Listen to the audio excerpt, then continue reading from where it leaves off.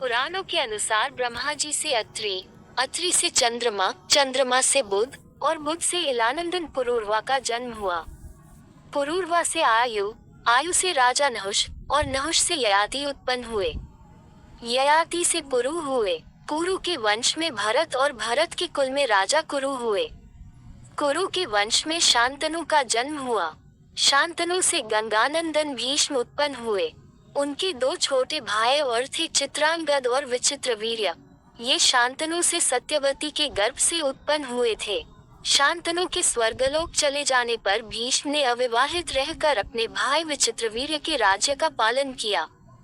भीष्म महाभारत के प्रमुख पात्रों में से एक हैं। ये महाराजा शांतनु के पुत्र थे। अपने पिता को दिए गए वचन के कारण इन्होंने आजीवन ब्रह्मचर्य का व्रत लिया था। इन्हें इच्छा मृत्यु का वरदान प्राप्त था। एक बार हस्तिनापुर नरेश दुष्यंत आखेट खेलने वन में गए। जिस वन में वे शिकार के लिए गए थे उसी वन में कण्व ऋषि का आश्रम था। कण्व ऋषि के दर्शन करने के लिए महाराज दुष्यंत उनके आश्रम पहुंच गए। पुकार लगाने पर एक अति लावण्यमयी कन्या ने आश्रम से निकलकर कहा, हे राजन, महर्षि तो तीर्थ यात्रा पर गए हैं, किंतु आपका इस आश्रम में स्वागत है। उस कन्या को देखकर महाराज दुष्यंत ने पूछा, बालिका आप कौन हैं? बालिका ने कहा, मेरा नाम शकुंतला है और मैं कण्व ऋषि की पुत्री हूँ। उस कन्या की बात सुनकर महाराज दुष्यंत आश्चर्यचकित होकर बोले, महर्षि तो आजन्म ब्रह्मचारी है, फिर आप उनकी पुत्री कैसे ही? उनके इस प्रश्न के उत्तर में शकुंतला ने कहा, वास्तव में मेरे माता पिता मेनका और विश्वामित्र हैं। मेरी माता ने मेरे जन्म होते ही मुझे वन में छोड़ दिया था, जहाँ पर शकुंत नामक पक्षी ने मेरी रक्षा की, इसीलिए मेरा नाम शकुंतला पड़ा। उसके बाद कण्व ऋषि की दृष्टि मुझ पर पड़ी और वे मुझे अपने आश्रम में ले आए। उन्होंने ही मेरा भरण पोषण किया। जन्म देने वाला, पोषण करने वाला तथा अन्न देने वाला, ये तीनों ही पिता कहे जाते हैं। इस प्रकार कण्व ऋषि मेरे पिता हुए। शकुंतला के वचनों को सुनकर महाराज दुष्यंत ने कहा, शकुंतले, तुम क्षत्रिय कन्या हो। यदि तुम्हें किसी प्रकार की आपत्ति न हो तो मैं तुमसे विवाह करना चाहता हूँ। शकुंतला भी महाराज दुष्यंत पर मोहित हो चुकी थी, अतः उसने अपनी स्वीकृति प्रदान कर दी। दोनों ने गंधर्व विवाह कर लिया।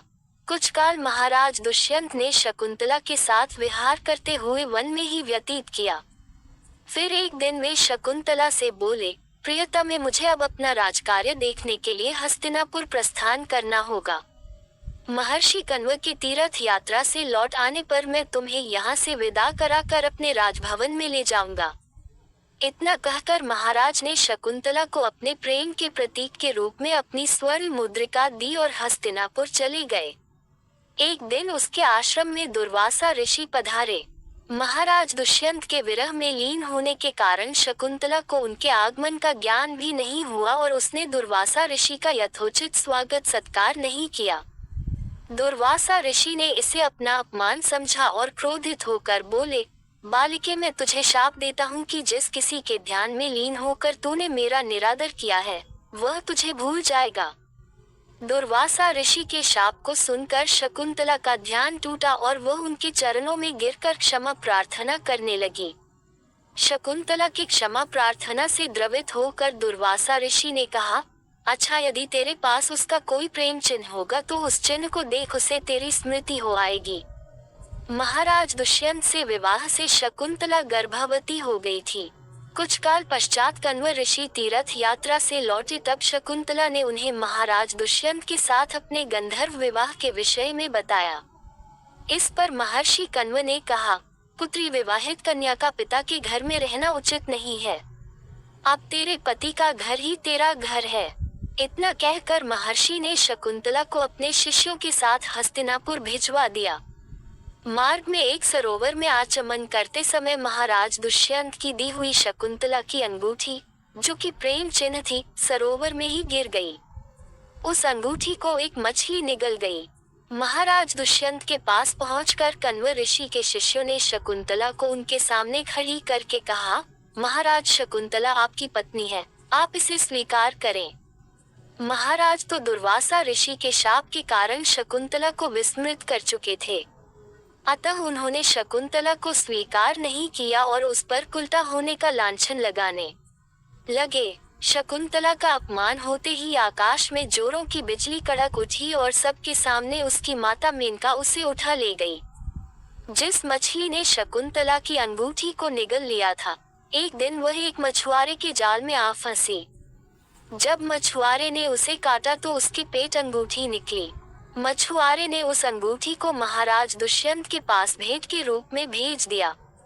अंगूठी को देखते ही महाराज को शकुंतला का स्मरण हो आया और वे अपने कृत्य पर पश्चाताप करने लगे।